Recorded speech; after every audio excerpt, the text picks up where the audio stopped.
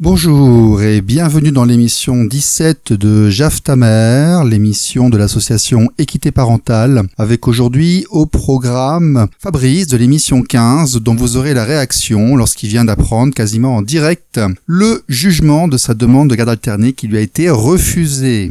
Voilà, c'est mon fils, mais on m'interdit de le voir. Mais qu'est-ce que j'ai fait ? Nous aurons également un entretien en 5 parties avec Pierre Durand, des permanences de Dijon, qui a un regard sur plusieurs années, de plus de 500 ou 600 histoires, dossiers, jugements, avec qui nous discuterons de l'environnement, des conflits familiaux avec enfants, des personnes qui viennent le voir et ce que son expérience, son observation pourra lui apporter. Avec la lenteur de la justice, vous êtes accusé de violence, le temps que ça soit traité, il se passe minimum un an. Tout ceci, bien sûr, après les actualités. Voilà, vous êtes sur RLP, c'est Stéphane, depuis le Périgord, en Dordogne. Avec Jaf ta mère numéro 17, c'est parti, go! Vous êtes sur RLP 102.3.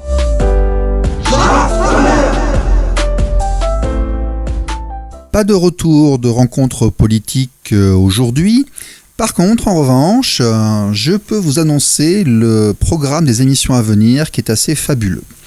Nous recevrons le 10 juillet 2020 monsieur Jean-Pierre Winter, psychanalyste, auteur de L'avenir du père aux éditions Abbin Michel. Monsieur Winter a été co-auteur avec Françoise Dolto du livre Les images, les mots, le corps chez Gallimard. Il est membre de l'école freudienne de Paris. Il a d'ailleurs passé sa thèse avec monsieur Lacan. Il est enseignant à Louvain dans les psychopathologies de l'enfant et il est surtout régulièrement interrogé par les commissions des lois de l'Assemblée et du Sénat. C'est un habitué des médias français. Nous serons très heureux de le recevoir sur RLP le 10 juillet à 20h, rediffusé le mercredi qui suit à 16h. Le 24 juillet, nous aurons un spécial Thierry Lavergne, pédopsychiatre exerçant en service public et psychanalyste en constitution privée, qui nous parlera de la petite enfance, comment rester parent, comment s'occuper de nos enfants correctement. C'est intéressant, c'est une approche très douce, très moderne, que nous verrons avec monsieur Lavergne, qui d'ailleurs nous rejoindra ensuite pour une rubrique hebdomadaire de conseils aux parents pour s'occuper des enfants et les aider à avancer, nous aider, nous entourer de notre parentalité. Et le 7 août 2020, nous aurons monsieur Jean Gabard, auteur du livre « Le féminisme et ses dérives, rendre un père à l'enfant roi », ainsi que de « Materner ou éduquer, refonder l'école », monsieur Gabard, enseignant de formation, également un habitué des plateaux télé et radio de notre pays et de la Belgique, qui sera avec nous début août pour nous donner son point de vue sur la place du père dans la société. Voilà. C'est Jaf ta mère sur RLP 102.3. Vous êtes sur RLP 102.3.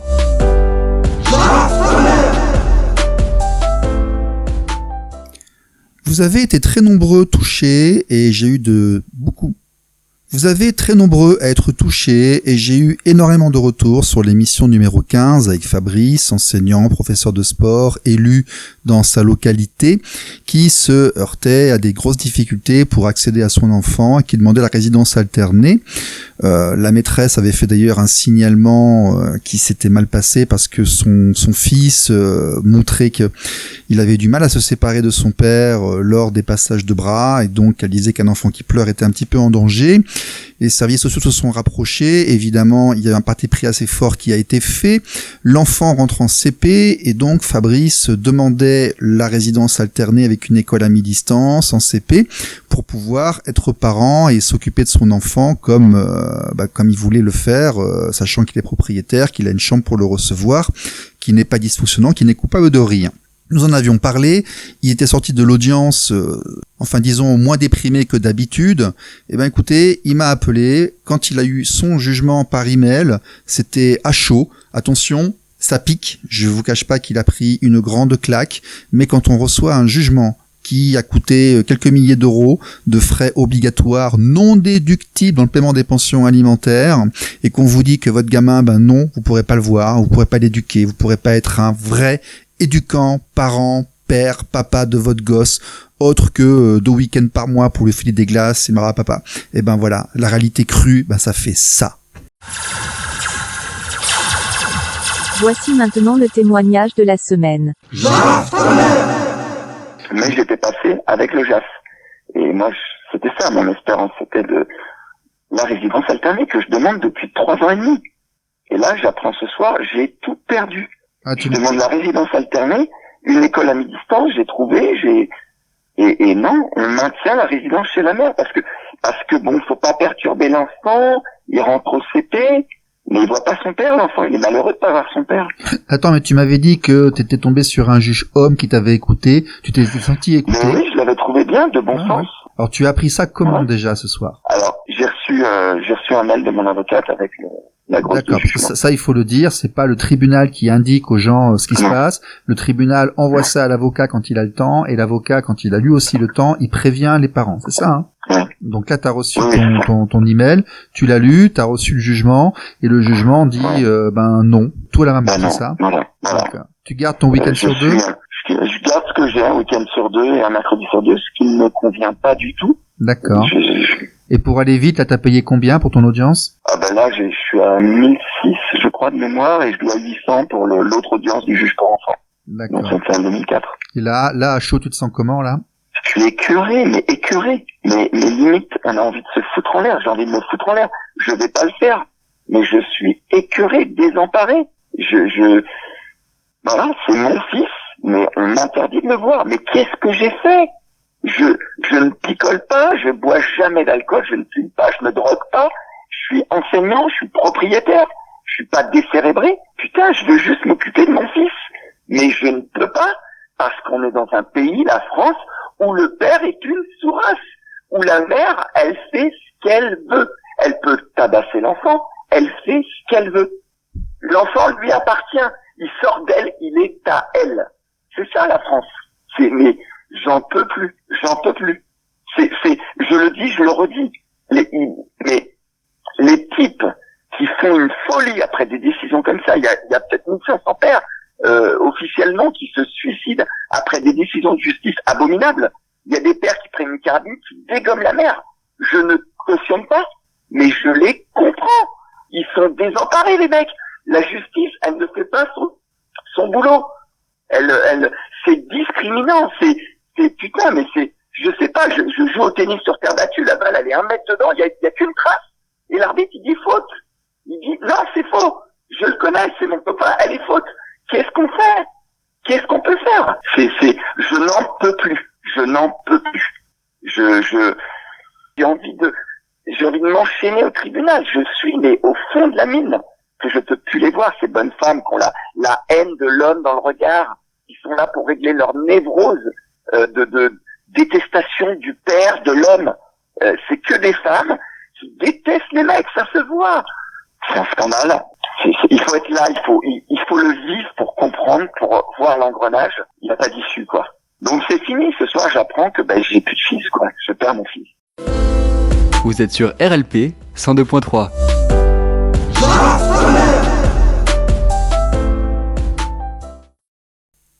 Bon, voilà, c'est une réaction à chaud, donc elle est forcément émotionnellement un petit peu vive. Hein. Je vous ai pas tout mis, j'ai un peu censuré aussi, parce que parfois Fabrice, il se sentait vraiment pas bien.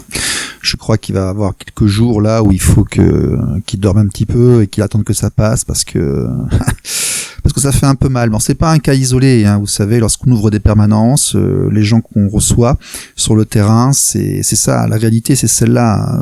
Ce sont vraiment les configurations et les situations des parents qui viennent nous voir et nous consulter.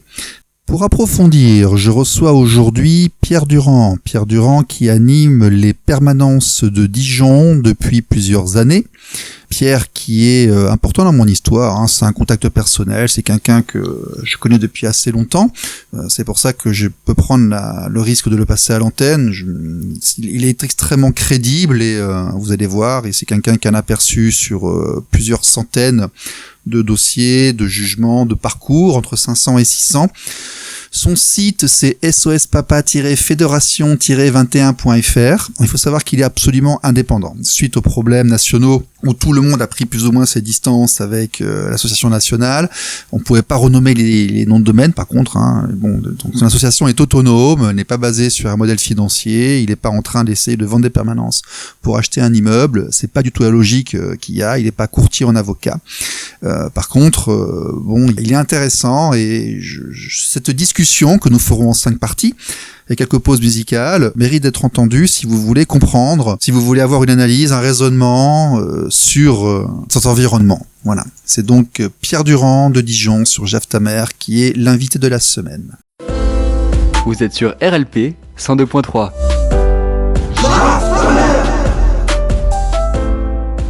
Bonjour, nous avons avec nous aujourd'hui Pierre Durand qui tient les permanences de SOS Papa 21 à Dijon. Pierre qui est important dans mon parcours d'ailleurs, avec qui j'étais rentré en contact il y a un certain temps et que je suis heureux de pouvoir interroger. Pierre, tu es avec nous ? Oui, je suis avec vous. Voilà, donc si j'ai bien compris, tu animes les permanences depuis combien de temps, tu m'as dit ? Eh ben, ça fait 5 ans maintenant, donc que j'anime des permanences sur Dijon, où je reçois en général c'est tous les lundis, tous les jeudis. Tous les jeudis, parce qu'au début c'était le lundi, mais maintenant c'est tous les jeudis à 18h30. En fait, on reçoit les pères. Enfin, je vais pas dire les pères, je dirais les parents. Voilà, les parents qui viennent et qui ont des questions sur leur famille et puis notamment sur comment ça se passe aux affaires familiales. Voilà. D'accord. Tu as une visibilité sur combien d'histoires, combien de dossiers durant ces 5 ans ? Considère à peu près que j'ai une centaine de dossiers par an, une centaine de personnes qui viennent. Donc ça fait déjà à peu près depuis 5 ans, on arrive à 500 personnes qui passent. Alors sur qui on apporte soit des aides ponctuelles, soit des aides un petit peu plus appuyées pour les aider à monter leur dossier. Est-ce que tu as majoritairement des hommes ou des femmes ? Alors du fait du nom, SOS Papa, j'ai majoritairement des hommes, mais j'ai aussi, très souvent des grands-mères et des secondes épouses. D'accord. Oui, c'est une donnée importante. Ouais. C'est une donnée importante. C'est d'ailleurs toujours amusant parce que les grands-mères c'est différent parce que c'est le côté affectif avec leurs enfants, mais les secondes épouses trouvent ce qui est ce petit côté drôle, c'est qu'elles trouvent que la justice est pas très sympathique avec leur nouveau conjoint. Elle trouve que le système est très injuste. Ah, ça c'est aussi un de notre credo.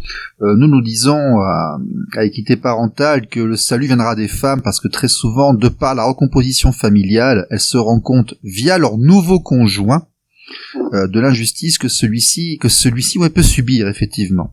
Après 5 ans de ce travail de soutien et d'appui, quelle conclusion est-ce que tu as sur la gestion des conflits familiaux avec enfants en France ? Moi je trouve qu'avec l'expérience, on parle souvent, parce que c'est souvent ce que les juges aux affaires familiales, les JAF, parlent de conflit parental, mais moi je trouve que le conflit parental en fait c'est un faux sujet. C'est-à-dire qu'on va laisser chaque parent va essayer forcément d'avoir plus ou moins l'enfant, mais à partir du moment où on va donner l'enfant à un des parents, c'est justement ça qui accentue le conflit. Parce que si vous êtes sur un système de résidence alternée, chaque parent a l'enfant une semaine et vous avez plus de problème de conflit. Puisque le conflit, il ne peut pas exister puisque chacun a sa semaine, l'enfant se l'échange sans difficulté et ça fonctionne beaucoup mieux. Alors que si vous avez un des parents qui a peu l'enfant, forcément il est frustré de ne pas avoir l'enfant et ça accentue les difficultés. Donc toi aussi en fait tu confirmes le fait que rendre l'enfant en tant qu'enjeu ou mettre des enjeux financiers est un accélérateur de conflit. C'est une certitude.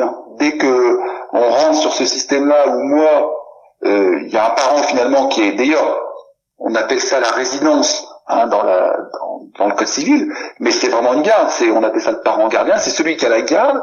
Et finalement, il a ce pouvoir sur le parent. Alors que quand vous êtes en alterné, vous êtes égalitaire et vous avez plus cette notion de pouvoir qui intervient. Alors, dans ces quelques centaines de dossiers, de jugements et d'expertises aussi que tu as pu lire, est-ce que tu as noté des discriminations dans le traitement homme-femme de ces documents administratifs, on va dire? Est-ce que les hommes et les femmes sont traités à égalité par la machine administrative? Alors malheureusement, moi j'interviens aussi pour d'autres associations, donc j'ai des dossiers sur la France entière, donc pas que sur Dijon, mais clairement, si je prends à Dijon, là où je suis le plus, la résidence alternée, elle est systématiquement refusée si la mère ne veut pas. D'accord. Donc oui, effectivement, on est sur un système d'injustice, puisque quel que soit le dossier qu'on amène, si la mère dit non, vous n'aurez pas la résidence alternée. À Dijon, c'est impossible. Et pour l'avoir sur d'autres départements où j'interviens aussi, je retrouve quand même beaucoup cette tendance-là. Donc on a beaucoup de mal pour les pères à obtenir une résidence alternée quand le père la demande, parce que les pères la demandent pas toujours. Mais enfin, quand ils la demandent, en tout cas, il faut vraiment que la mère soit d'accord. Sinon, c'est refusé. Et est-ce que la voix du père a autant de poids que la voix de la mère de manière générale? Alors, devant les tribunaux, non. C'est sûr que le père, il est, on va dire, il est discriminé. En tout cas, il est pas entendu. Ça, c'est une certitude. Et on a beau apporter des éléments, on n'arrive pas à changer ça. Tu as des exemples? Ouais, j'ai des exemples. Ouais. J'ai un bel exemple auquel je pense.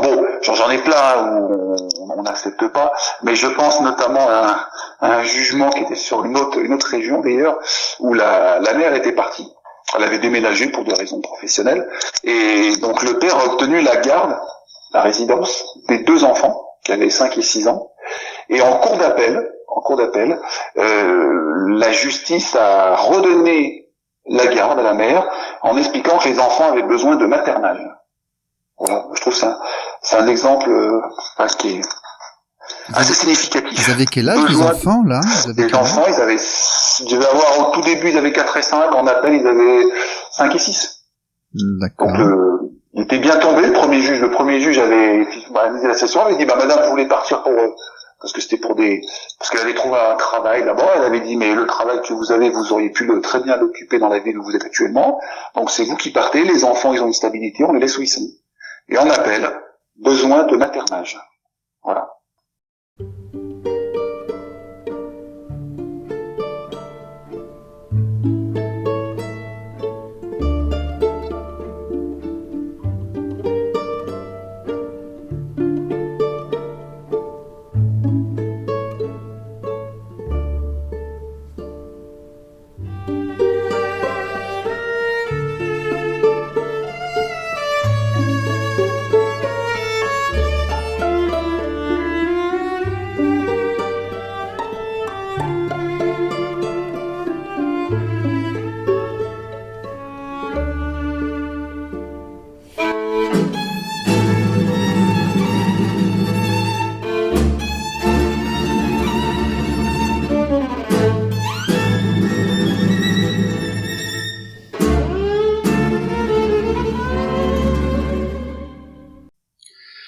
Alors, il y a un ou deux points que je voudrais qu'on aborde ensemble. Par expérience, un conflit familial qui se passe mal, en frais d'avocat, ça monte à combien?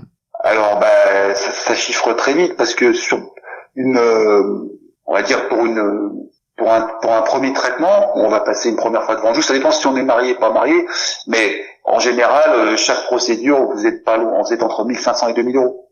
Donc, ça se passe pas bien, on ressaisit, on arrive facilement aux 10 000 euros, au final.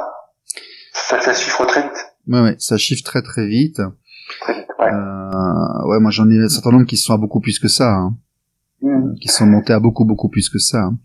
Est-ce que plus les procédures vont durer, plus ça chiffre. Bien sûr. Est-ce que tu as noté beaucoup de gens que je ressens en permanence ici, moi à Périgueux, et aussi dans mon circuit personnel, les gens avec qui je parle se plaignent de voir arriver des dossiers avec des pères qui payent des pensions alimentaires et qui ont des restes à vivre très petits. Par expérience, est-ce que tu as constaté cela aussi? Alors, moi j'ai quelques dossiers où effectivement il y a eu où les gens effectivement il leur reste pas grand-chose pour vivre. En général, les juges, ils se contentent d'appliquer. Il y a une grille, en fait, il y a une table de référence du ministère de la Justice, qui normalement n'est qu'une table de référence, donc qui devrait servir juste dessus d'aide, en gros, mais systématiquement ils appliquent la grille, en fait. Vous avez une grille, vous gagnez tant, et puis vous êtes amené à payer tant, quoi, voilà. Donc il reste, on peut pas dire qu'il y ait rien, quoi. Voilà. Ça peut arriver qu'il y ait vraiment des grosses difficultés financières, c'est quand les gens sont mariés, et qu'il y a il y a une maison commune, une maison familiale, et que là, par contre, ils sont condamnés à rembourser le crédit de la maison, le temps du divorce, et qu'en plus, ils payent une pension. Alors là, effectivement, il leur reste pas grand-chose.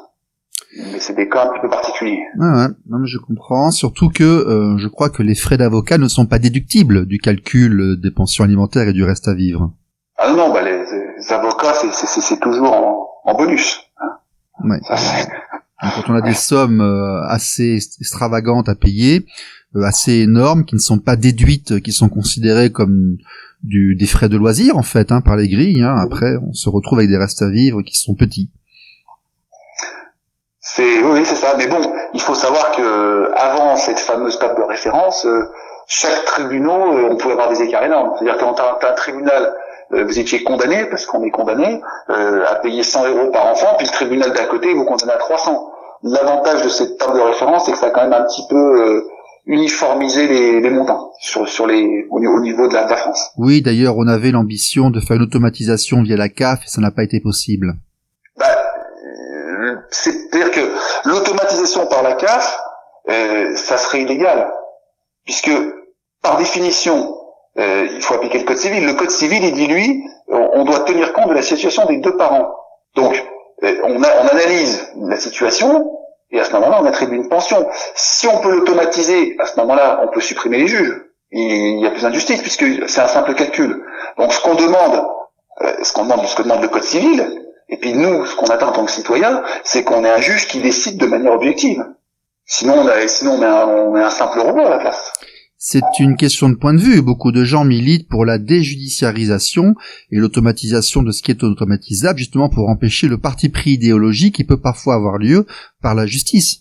Alors ça, je vois ce qui peut être dit là-dessus, mais il y a un moment, il faut aussi qu'il y ait quand même une touche personnelle. Il y a des choses qu'on peut faire sans la justice. La preuve, sous l'ancienne présidence de François Hollande, il a permis à ce qu'on puisse divorcer quand on est d'accord, sans juge. Donc on a éliminé la partie judiciaire. Mais à partir du moment où les personnes ne sont pas d'accord, il faut bien qu'il y ait un juge qui analyse les demandes des deux parties et qui tranche. Après, c'est vrai que si ils ont un parti pris, ça c'est un autre problème. Oui, il fait beaucoup de militants, notamment pour la résidence alternée par défaut. Si jamais ces projets aboutissent, le juge n'aura plus d'utilité vu que il y aura résidence alternée par défaut. Je sais moi je suis un peu plus sceptique là-dessus parce qu'on voudrait effectivement qu'on mette la résidence alternée par défaut. Mais aujourd'hui, le code civil, il permet déjà la résidence alternée. Oui, tu viens de dire qu'on n'arrive pas à l'avoir si la mère n'est pas d'accord. Moi, je suis pas sûr, parce qu'aujourd'hui, même si on l'automatisait, parce qu'on a des gens qui vont, des juges qui vont détourner le système, comme tu le dis, en disant, on n'arrive pas à l'obtenir. Donc aujourd'hui, même si on dit aujourd'hui la résidence alternée, c'est la base, c'est obligatoire, et par contre, si vous refusez, parce que c'est l'idée, on va mettre en position et dire, c'est obligatoire, mais si vous refusez, vous devez motiver pourquoi vous refusez. Or, les motifs de refus qui sont aujourd'hui, les juges, ils vont réutiliser les mêmes motifs de refus. Parce qu'en gros, on tourne sur 3 motifs de refus systématiques pour les résidences alternées. Oui, bien sûr. D'où le... Donc, on peut pas tout imposer, quoi. Donc, il y a un moment, soit on dit vraiment c'est que alterné, puis il n'y a pas d'autre choix, mais si on ouvre une porte de sortie, on n'y arrivera pas. Parce que systématiquement, alors c'est vrai que ça aura un côté plus contraignant, mais moi je suis pas sûr moi je crois pas qu'il faille modifier la loi. Moi je pense que la loi, parce qu'on veut toujours, dès qu'il y a un souci dans notre pays, on veut toujours modifier la loi. Mais la loi aujourd'hui, elle est là, le code civil, il est là, il faut juste qu'il soit appliqué.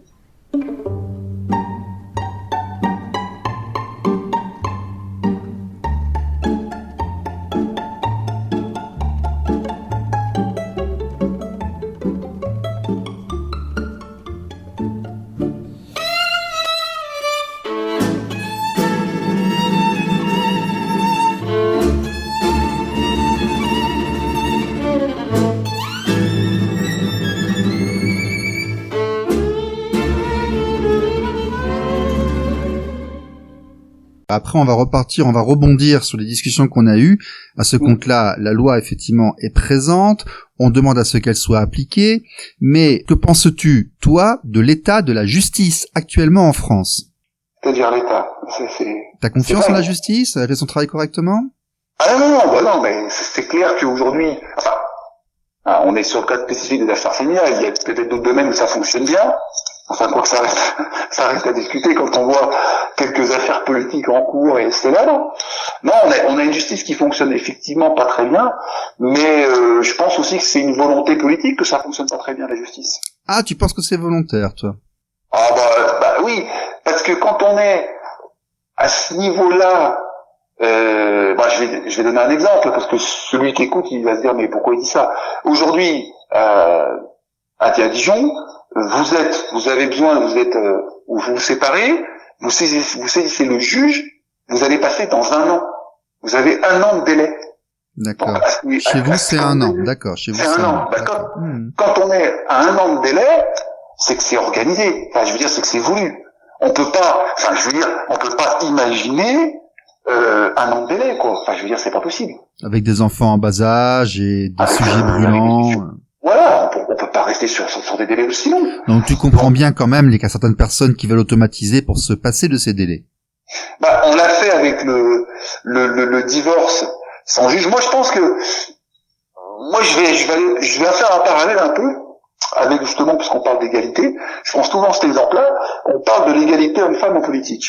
Et on a dit on va faire des lois pour que ça soit égalitaire hommes et femmes en politique. Et puis on s'est rendu compte qu'on n'y arrivait pas parce que finalement les femmes, elles avaient jamais les postes, on les mettait jamais. Moi je pense qu'il faut faire comme on a fait pour les femmes en politique, il faut mettre des quotas. Ça semble c'est un peu fort, mais il faut mettre des quotas. Vous avez des quotas, vous n'avez pas le choix, on met des quotas. Et là ça va fonctionner parce que on va enlever cette espèce d'arbitraire qui existe.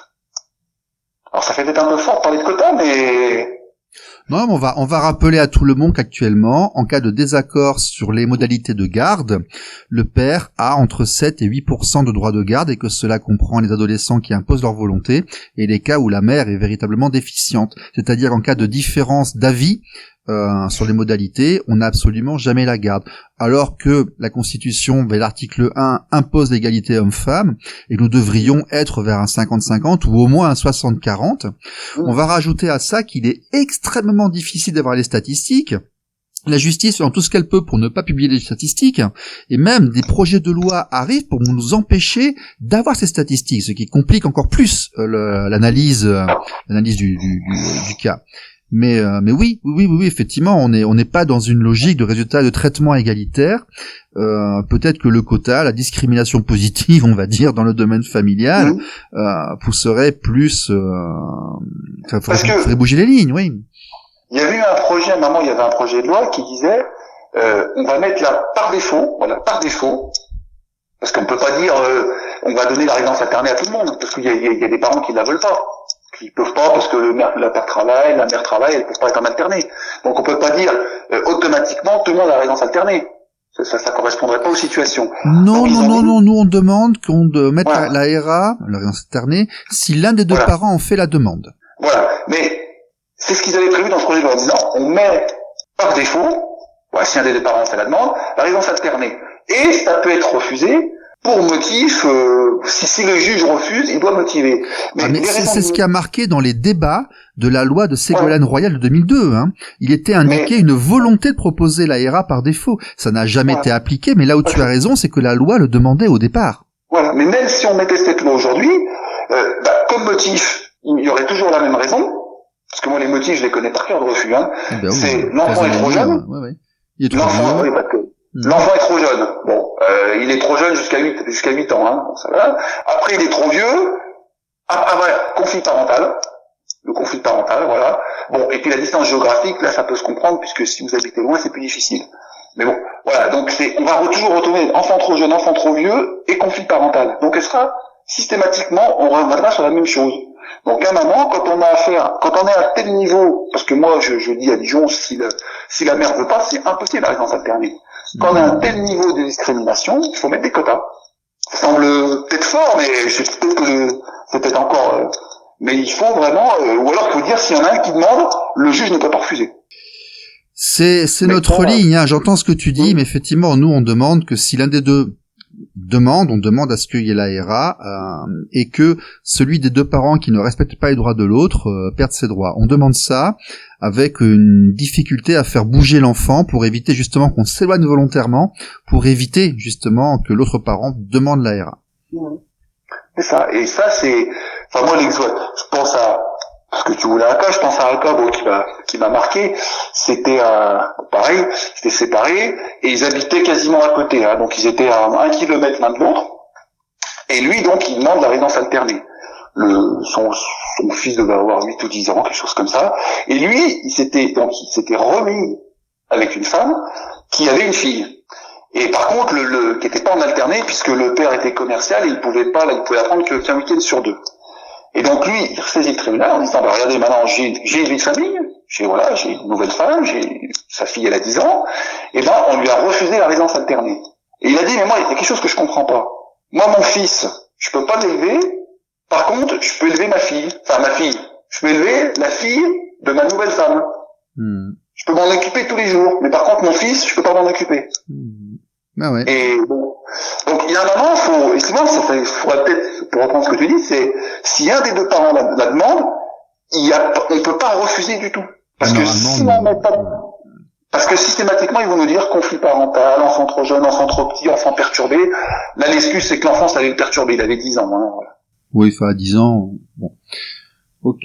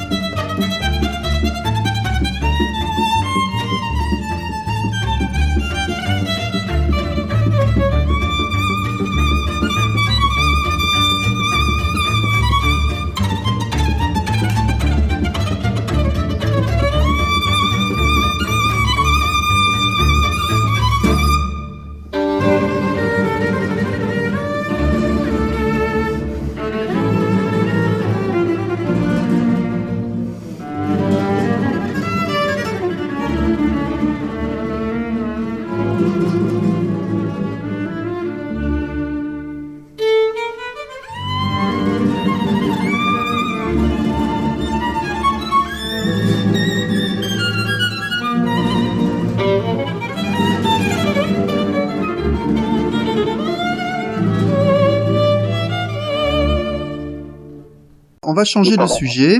Oui. Je voudrais te demander ton avis, toi. Est-ce que depuis les 5 dernières années, tu as vu un accroissement des dénonciations calomnieuses dans les conflits compliqués? Alors moi j'ai ça, effectivement. J'ai eu il y a 2-3 ans, c'était voilà, faut prendre ça quand même, bon, sans trop rire, mais j'avais il y a 2-3 ans, quasiment c'était pas la violence, c'était les attouchements. Donc j'avais toutes les semaines des pères qui étaient accusés d'attouchement. Ah. Mais vraiment toutes les semaines, quoi, toutes les semaines. Et ça c'était il y a 2-3 ans. Et depuis 2 ans, ça s'est complètement inversé. C'est-à-dire que je n'ai depuis 2 ans plus aucun cas d'attouchement, plus aucun. Ah. Par contre, c'est la violence. La mode, c'est la violence. Donc on accuse le père d'être violent. Alors il y a des cas où c'est sûrement vrai, hein, mais voilà, moi c'est vraiment la mode. On est passé de l'attouchement à la violence. Est-ce que tu vois une corrélation entre le message des médias et les accusations qui viennent en fait dans les dossiers? Moi je pense qu'effectivement il y a un lien, et puis il y a des associations aussi qui sont un peu spécialisées là-dedans, et puis qui poussent un peu l'autre parent à dire regarde, il suffit que tu accuses l'autre parent de violence, et puis tu auras tout ce que tu veux. Et puis la difficulté là-dedans, c'est que c'est toujours très difficile de faire la part du vrai et du faux quand les enfants sont jeunes, quoi. Est-ce qu'il y a vraiment des violences, est-ce qu'il n'y en a pas eu? Et puis en attendant, avec ce qu'on disait tout à l'heure, avec la lenteur de la justice, vous êtes accusé de violence, le temps que ça soit traité, il se passe minimum un an. Oui, puis les enfants grandissent, il y a des appels, des éloignements, puis, on arrête de les voir. Et puis si, moi j'ai des parents, quand ils sont accusés de violence, je leur dis, là votre ou vos enfants, vous les reverrez pas pendant un an. Ouais, parce qu'on est tombé de l'événement. L'accusation suffit à interrompre les droits. Qu'est-ce que tu penses de l'action de personnalités politiques dans justement, parce que je veux dire, est-ce que ces ministères soi-disant d'égalité homme-femme, femme-homme nous ont vraiment aidé nous dans l'accompagnement des dossiers familiaux? Pour l'instant, en tout cas, sur ce qui est des affaires familiales, c'est en tout cas pas une priorité. Voilà. Et moi, je trouve que la situation n'avance pas, comme ça a pu l'être. Je pense que sur les 10 dernières années, ça a pas avancé. La dernière loi, elle remonte à, je crois que c'est 1980, le code civil. Et puis depuis, il n'y a pas eu grand-chose. On n'avance pas. Non. Ça reste la même chose. Ça reste cette espèce de priorisation à la mère. On espère que ça va évoluer, mais pour l'instant, je vois rien qui va dans ce sens-là, en tout cas. Alors, la conséquence de ces nombreuses calomnies et des associations qui viennent se greffer sur les conflits familiaux, ce sont parfois les interventions des services sociaux, parfois associatifs, avec délégations de services d'État. Est-ce que vous aussi, à Dijon, vous avez des organisations qui font de l'argent sur les conflits et la misère, en fait, les problèmes des parents qui viennent te voir? Alors à Dijon, effectivement, quand il y a des situations de tension ou de danger, là ça passe plus par le juge des enfants. Et effectivement, il y a une association qu'on retrouve tout le temps, qui derrière, à qui on attribue systématiquement les suivis. Alors je sais pas s'il y a vraiment des conflits financiers avec ou pas, mais en tout cas c'est toujours eux qu'on voit. Voilà. Donc je saurais pas dire après comment est passé le marché, parce que ça doit être un marché là-dessus. Je sais pas comment ça fonctionne.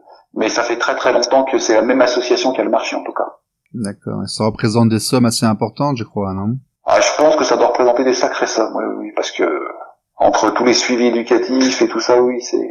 Tiens, d'ailleurs, cette association, est-ce qu'elle est pour la paix des ménages, la paix des peuples, ou est-ce qu'elle promeut la médiation, ou est-ce que lorsqu'elle commence à intervenir, c'est plus compliqué pour les gens que tu suis, toi? Moi, les gens que je suis, pour eux, ça a été plus difficile, parce que ça rajoute un intervenant qui, en général, a un parti pris. Donc, ça les a pas beaucoup aidés. Tu as constaté un parti pris de la part des services sociaux et éducatifs qui interviennent, oui, il y a un gros parti pris, ouais. Il y a un gros parti pris, ouais. C'est-à-dire c'est-à-dire que c'est un gros parti pris qui est en faveur de la mère, qui revient sur la mère. On est plus là pour l'aider. Moi, quand tu parles de violence, moi je pense à un cas précis. C'est quelqu'un, lui, pour une fois c'est inversé. C'est pas lui qui avait les enfants au départ, il était lui accusé de violence. Et ils avaient 4 enfants, 3 garçons, une fille. Et finalement on s'est rendu compte que la violence, c'était pas lui. Et on lui a confié d'abord les 2 grands. Et puis un an après on lui a confié le 3e. Et un an après on lui a confié le 4e. C'est-à-dire qu'on lui a donné les enfants, morceau par morceau, quoi. Et tout ça avec des suivis éducatifs, etc. Et maintenant, on en est au stade, il s'est quand même passé, ça lui a coûté une fortune, et à force de jugement. Et aujourd'hui, c'est forcément lui qui a la résidence, et puis la mère, elle a même plus le droit de visite. Parce qu'elle a été acquis qu'elle avait menti? Bah, ça a été acquis qu'en fait les violences, oui, c'est elle qui les fait, quoi. Ouais. Mais les services sociaux, ils ont tout fait pour maintenir les enfants chez la mère, quoi. Mais bon, il y avait, au bout d'un moment, il y avait une telle pression des enfants qu'ils ont pas réussi. Donc ils étaient pas forcément là pour aider les enfants, quoi. C'est quand même dommage. Donc en cas de dénonciation calomnieuse ou en cas de déficience de la mère, on a beaucoup de problèmes à confier la garde des enfants au père. C'est ça en fait. C'est exactement ça. Et ils ont même des fois tendance à dire on va placer les enfants plutôt que de les donner au père. Oui, c'est ce qu'on voit avec Arnaud, et c'est effectivement une conclusion à laquelle nous aussi on est arrivé. Si la mère est déficiente, les enfants vont finir placés à l'ASE, dans les foyers, avec tout ce que ça peut signifier, et ce sera très compliqué pour le père de les avoir pour lui. Hein. Comment t'expliques cela ? Bah, je pense que c'est toujours pareil, c'est un système, on fonctionne un peu par habitude, hein, on est resté sur ce système un peu moi je dirais patriarcal, où finalement le père, lui, il va travailler, puis il y a la mère à la maison qui s'occupe des enfants. On est resté sur ce système un peu archaïque. Qui ne correspond pas à la réalité d'aujourd'hui, d'ailleurs. Hein. Bah, qui correspond plus du tout à la réalité d'aujourd'hui, hein, puisqu'aujourd'hui, les pères, les parents, j'allais dire, hein, ils sont investis dans l'éducation de leurs enfants, hein, voilà. Chacun participe, alors plus ou moins, mais en tout cas, chacun participe, donc ça a complètement changé. Mais on est resté sur cette vision un peu des années, 30-40 peut-être. Hein, ça a beaucoup évolué depuis. Mais effectivement, les mentalités ont du mal à changer.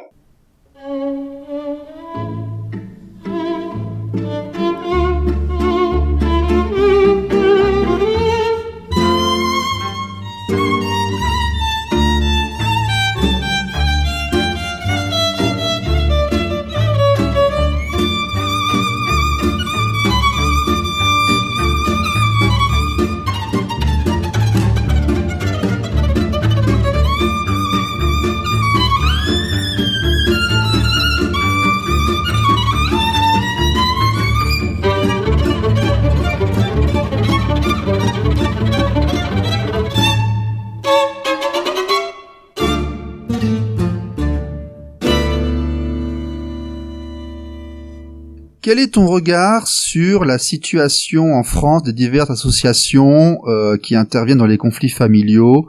Il y en a plusieurs. Il y a SOS Papa que tu as dû forcément fréquenter à une époque, vu le nom de ton site internet, et les autres que tu as vu passer. Je pense que tu t'y intéresses depuis plusieurs années. Qu'est-ce que tu penses de cet écosystème? Quel est ton avis en fait? Alors les associations. Après, les associations, sont par définition là pour aider. C'est vrai que moi j'ai un petit peu de mal avec le côté adhésion, parce qu'il y a beaucoup d'associations qui vont vous dire, écoutez, venez chez nous, venez chez nous, adhérez, et si vous n'adhérez pas, vous n'aurez pas de service. En gros, si vous voulez avoir un avocat, des renseignements, il faut adhérer. Moi, je suis pas trop sur cette approche-là, parce que je trouve que une association, on peut se débrouiller sans forcément beaucoup de moyens, et faire payer des pères, ou des parents d'ailleurs, qui sont en situation de séparation, en difficulté financière. Voilà, je suis pas sûr que le fait de les faire payer 100 ou 150, 100 ou 150 euros pour une adhésion, ça va beaucoup les aider. Oui, c'est ça qu'il il faut contextualiser. Tu parles d'associations qui facturent 130, 150 euros quasiment le droit de te présenter un avocat ou de te répondre à tes questions. C'est ça, c'est assez cher quand même. Moi, je trouve ça cher. Surtout, pour avoir le nom d'un avocat, pour avoir soi-disant le nom d'un bon avocat. Mais il faut prendre conscience que c'est pas, et ça, moi je l'explique tout le temps, c'est pas l'avocat qui fera votre dossier. L'avocat, vous allez lui amener des éléments, des documents, et puis avec ça, il va faire votre dossier. Mais c'est pas lui qui va créer votre dossier de A à Z. Bien sûr. Faut pas rêver, Voilà, un avocat, il facture, et il peut pas passer des heures et des heures à chercher quel élément il va trouver pour vous sauver. Donc c'est à vous de faire ce travail-là. Et je dis pas que toutes les associations sont là pour faire des adhésions, mais voilà, faut regarder un petit peu. Puis je pense que le mieux c'est d'aller sur place. Après tout, normalement il y a des permanences qui sont ouvertes, il faut écouter un peu ce que les gens disent, et puis ça permet peut-être de se donner une première idée. Toi, t'as constaté que dans ce secteur qui est déséquilibré, où donc il y a un peu de souffrance et de demande, il y a du business et des gens qui en profitent? Moi je constate qu'il y a des gens qui en profitent, ouais, bien sûr. Parce que moi ça m'arrive d'avoir des bons. Moi j'ai pas ce souci-là, puisque moi sur le site Les gens peuvent aller voir, il n'y a pas d'adhésion. Donc il n'y a pas d'adhésion, il y a pas le côté financier. Donc on n'a pas ce souci-là. Mais oui, vous allez, parce que vous êtes en recherche, vous avez besoin d'aide, et vous allez dans certaines associations, et puis là il y a ce côté adhérer, et puis on vous renseignera. Moi je pense qu'on doit d'abord pouvoir renseigner la personne, et puis si vraiment elle a envie d'adhérer, elle adhère, mais c'est pas la finalité. Mais bon, c'est ma vision à moi, quoi. Ouais, non, bien sûr, bien sûr. Pierre Durand, est-ce qu'il y a quelque chose que tu voudrais rajouter avant la fin de cette interview? Non, je pense qu'on a dit l'essentiel. Voilà, on continue nous moi j'interviens comme j'ai expliqué plus pour aider sur le côté juridique, pour monter les dossiers. Après il y a aussi toutes les actions qui sont faites par d'autres associations dont on n'a pas parlé, où là ils rencontrent un peu les élus, les sénateurs, les politiques pour essayer justement de faire modifier la loi, ce qui à mon avis est l'avenir, quoi, qu'on arrive un petit peu à faire parce que ça avance un petit peu au niveau de la loi, au niveau de la justice, et qu'on tienne plus compte des pairs. Parce que moi, finalement, je fais que du palliatif. Oui, c'est ça, nous faisons du curatif et du palliatif. Moi, j'essaie de montrer, je fais de la démonstration de la communication, mais autrement, sur le terrain, on est limité au curatif. Mais est-ce que tu es optimiste, alors qu'on est assez nombreux à se dire qu'on n'aura rien sur cette législature? Est-ce que toi, comment tu vois l'avenir, toi, de ce secteur? En tout cas, pour l'instant, sous cette législature, c'est pas la priorité, donc il y a rien qui va changer pour les 2 prochaines années. Celle d'avant, Hollande avait quand même fait le divorce sans juge, qui à mon avis est un bon point, parce que ça permet quand même d'accélérer beaucoup les choses. Là, il n'y a rien, à ma connaissance, qui est dans les tuyaux, et puis les quelques projets de loi qui avaient été proposés, ils ont tous été bloqués. Donc les 2 prochaines années, on va rester sur le fonctionnement qu'on a aujourd'hui. Okay. Puis pour l'avenir, on ne sait pas en fonction de qui pourra être élu et quelle sensibilité il aura. Ok. Écoute, merci Pierre, merci beaucoup. Et puis merci pour ton travail, pour les gens que tu accompagnes dans ton secteur, et puis à bientôt. À bientôt. Au revoir. Vous êtes sur RLP 102.3.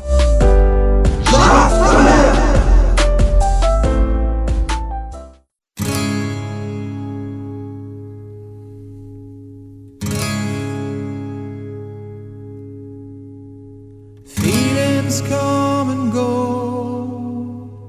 I've never known something longs to grow. Won't let go. Spirits around my head are whispering. I turn inside instead of wandering.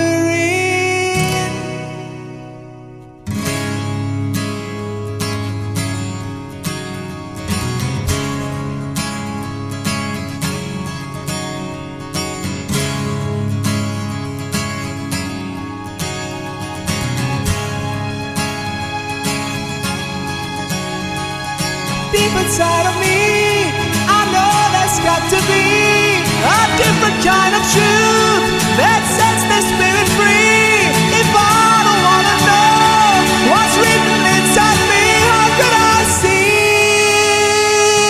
anything? How could I be anything? Restless minds have searched long before. The truth will be the same forevermore. The mightiness of trees that you can feel can give you all you need. Just listen still. Here is love and then is pain, is all around, is all the same. There's nothing new that I could tell to you. But still there is the universe inside of us that never bursts. We might not know the meaning yet, but I am sure we can reject the truth. That isn't everything that isn't has been and will be.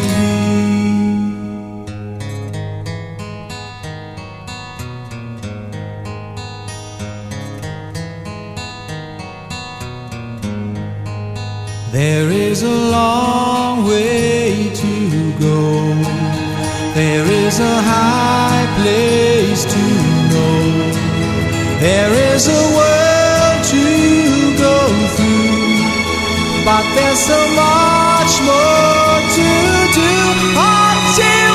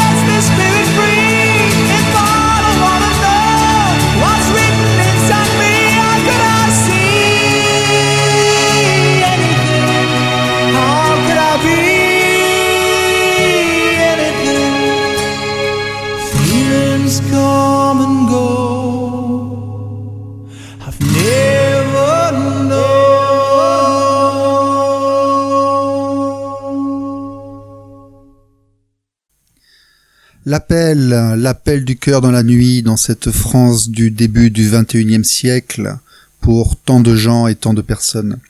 C'était Jaf ta mère numéro 17 avec Stéphane. La semaine prochaine, nous aurons l'honneur de recevoir monsieur Jean-Pierre Winter pour un entretien exclusif sur RLP. N'oubliez pas le site web équitéparental.com avec plein de jolies affiches à imprimer et à envoyer à tous les gros méchants qui le méritent. Tout le monde ne le mérite pas, mais si vous estimez que quelqu'un le mérite, envoyez-lui nos petites affiches qui les rappellera à l'ordre.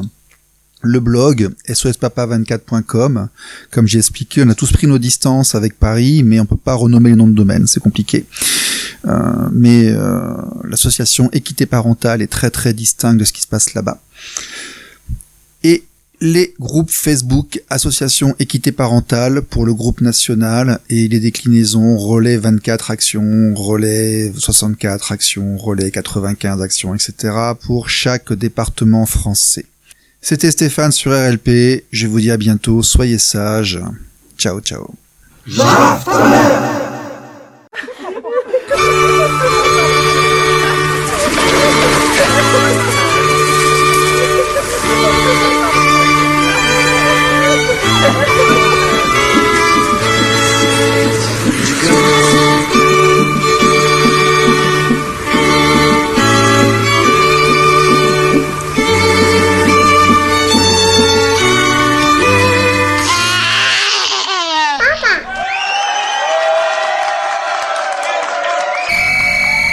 Papa!